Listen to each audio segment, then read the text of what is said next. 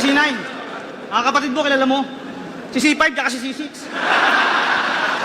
Tangin ng mga pangalan, kaya pala mga mukha ka dyan daanan. Ito kilala mo, si Siba. Game?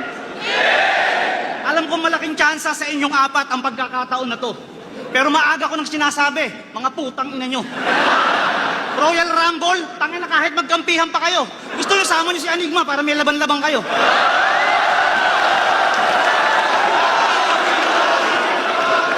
Hindi sa pagyayabang mga bata at para din sa kaalaman ng iba.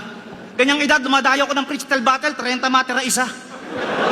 Ang sarap, pagtapos ng laban, lahat ng mata sa'yo nakatuon.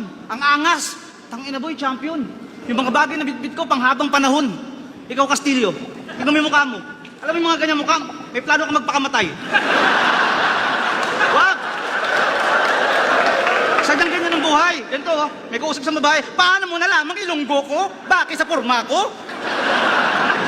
Wag!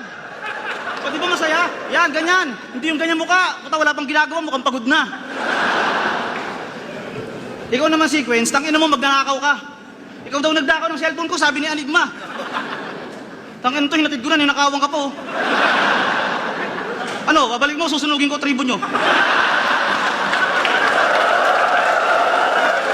Ikaw naman, C9, mukha kang tirador na imbalsamador.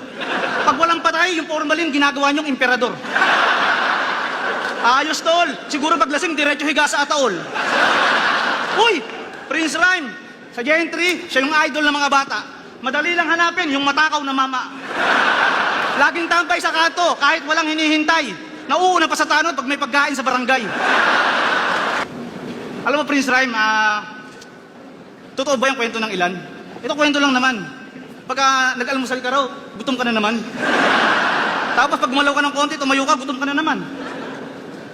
6 na beses ka magtanghalian, pag inom mo ng tubig, gutom ka na naman. Anak ng puta naman, oh. Kahit naman ako magulang mo, pag ganyan kanya, baka lasunin kita, pag ganyan ka ng ganyan. Hoy, Sequence. Hoy, ikaw, Sequence. Yung tatay mo nasa labas, nakabahag, nag-aamok. Galit na galit, hindi raw pinapasok. Taka na, bumibili ng ticket, binabayad, manok. Hoy, C9. Mga kapatid mo, kilala mo? Si C5 tsaka si C6. Tangin ng mga pangalan, kaya pala mga mukha ka dyan daanan. Ito kilala mo, si Siba. Boss Arik, pwede bang humingi ng pabor? Pwede bang pagamot mo ito mukhang paniking na tirador? Yung isa, tingnan mo, mukhang gagambang bahay na pilay. Yung isa, mukhang veteranong magnanakaw ng sinampay. O sige, para matigil na at sa ikapapanatag ng lahat, kayong apat na burat na walang tirang mabigat, magbagaling man o tumodo, kayo di rin sasapat. Huwag niyong ihambig sa akin ng mga dunong, pagkat malayo ang agwat, dahil ang husay ko'y bugso na ng pagiging alamat. Kalapastanganan, ang hangarin niyong ako ay mapang ibabawan.